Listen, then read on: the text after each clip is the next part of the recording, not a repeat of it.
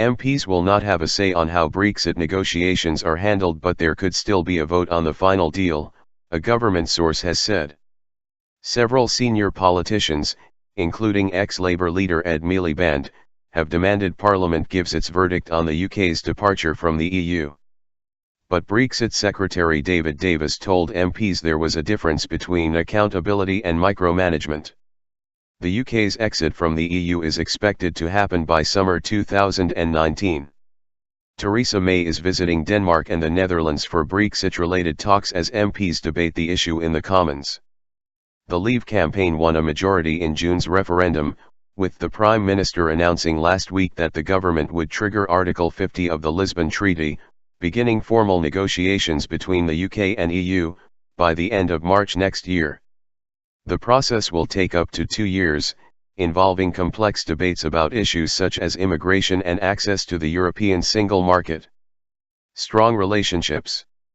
Mrs. May's spokesman said, "Parliament is of course going to debate and scrutinize that process as it goes on. That is absolutely necessary and the right thing to do. But, having a second vote, or a vote to second-guess the will of the British people, is not an acceptable way forward." However, a Downing Street source offered clarification to BBC assistant political editor Norman Smith, telling him that this did not necessarily rule out a parliamentary vote once a final deal is reached. This leaves open the possibility MPs could get a vote on the package eventually negotiated by Mrs. May, our correspondent added. The Prime Minister is visiting Denmark and the Netherlands for talks on delivering Brexit. Her discussions with counterparts Lars Løkke Rasmussen and Mark Rutte come a week ahead of her first European Council meeting. At a press conference with Mr. Rasmussen in Copenhagen, Mrs. May said, "We are not turning our backs on Europe. We want to maintain strong relationships with our European partners. The UK would continue to meet our various rights and obligations until it left the EU," she added. Mr. Rasmussen said it was tragic that UK voters had decided in favour of Brexit, but he hoped for a friendly divorce.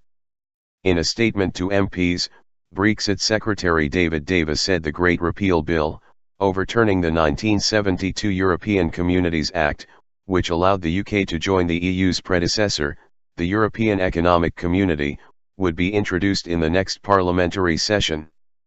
This, he said, would prevent a black hole in the statute book, by keeping large amounts of legislation on a national basis when the UK is no longer subject to EU law.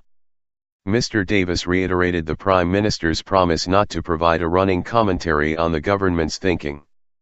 But former Liberal Democrat leader Nick Clegg, now his party's EU spokesman, says the Commons had a rightful role of scrutiny at all stages of the Brexit decision-making process.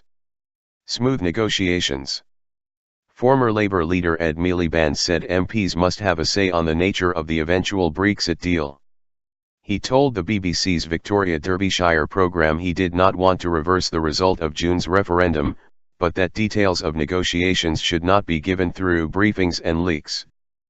Parliament, as the sovereign body of the people, should discuss plans, Mr. Miliband said, as the referendum had not specified a particular type of Brexit. The SNP said there was confusion over the government's objectives.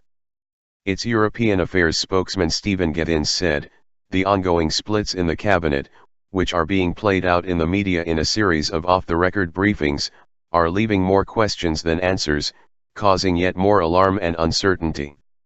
Conservative MP and former Attorney General Dominic Grieve said the Commons had to be allowed to give its opinion, as this was a very well-established constitutional convention involving important treaties. He added, "If a situation arises that the government at the end of the day is about to conclude a deal for the future of the United Kingdom which can't command parliamentary approval, or at least acquiescence, then it's perfectly obvious in those circumstances such a government wouldn't survive. I would have thought there would have to be an election." Mrs. May is due to visit Madrid on Thursday for talks with Spanish counterpart Mariano Rajoy.